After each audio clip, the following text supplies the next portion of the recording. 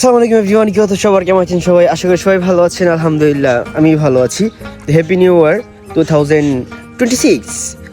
আর guys, প্রচুর শীত। 2026 যে সকালবেলা জানুয়ারি 1 1 2026 যে এত পরিমাণ কুয়াশা, এত পরিমাণ শীত থাকবে সেটা আজ কল্পনার বাইরে। তবে 2025 লাস্টে 31 ডিসেম্বর 12 2025 সেই দিনটা কিন্তু খুব ভালো ছিল। মানে রোদ ছিল, তেমন সেটা শীত ছিল না। কিন্তু হচ্ছে 2026 শুরুর দিক দিয়ে যে এত পরিমাণ মানে কুয়াশা পড়বে সেটা তো গাইস মানে বলার মতো না। অনেক কুয়াশা পড়ছে।